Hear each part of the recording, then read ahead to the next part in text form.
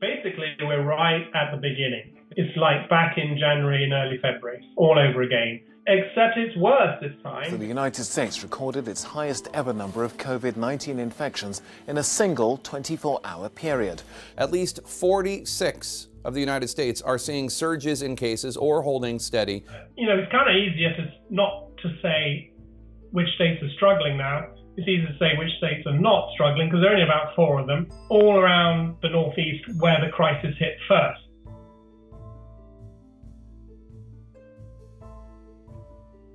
The federal nature of America, with a lot of power vested in individual states, kind of very decentralized to state level. It's led to a sort of patchwork approach of different states doing different things. That's complicated the story. The absence of clear and consistent leadership and advice right from the top, from the White House down, causing it's kind of near anarchy. It's just people just don't know what they should be doing. And as a result, it's a perfect feeding ground for this very, very dangerous virus.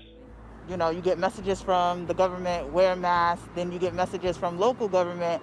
It's optional. I think it should be straight across the board that everyone is required to wear one right now.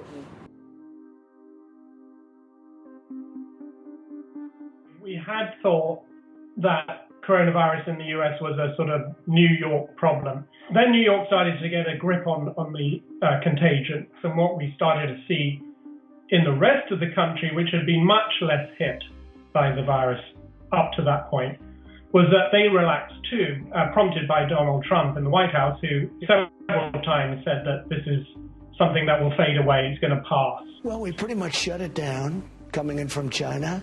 It's going to disappear. One day it's like a miracle, it will disappear. This is going to go away without a vaccine. They started opening up their economies, allowing restaurants to reopen, bars to reopen with some restrictions, people to congregate together in groups outdoors.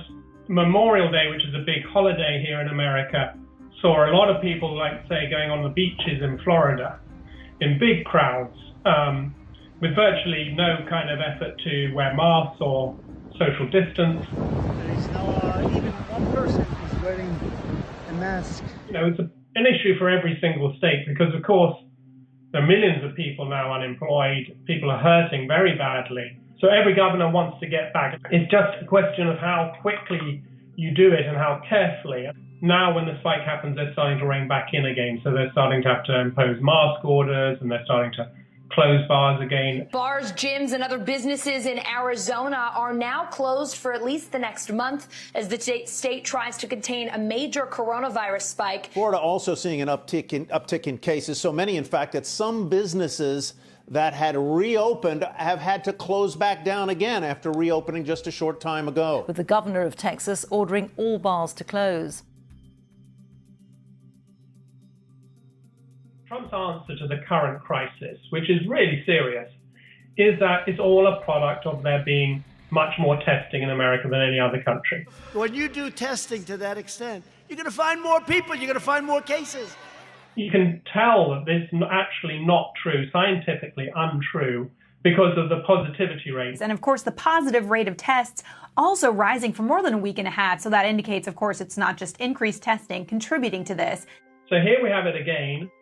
Trump saying, yeah, kind of don't worry, this is all ramped up by the fake news. And from the beginning, Trump has taken the view of going for 2 things, either going for re-election, so saying things that he thinks will play to his supporters, or putting the economy before the virus, because he thinks that's also a vote winner, and he thinks the economy must reopen quickly, rather than paying any attention to what was needed to get on top of the virus. And as a result, the issue has become entirely politicized, and it's most visible with the issue of masks.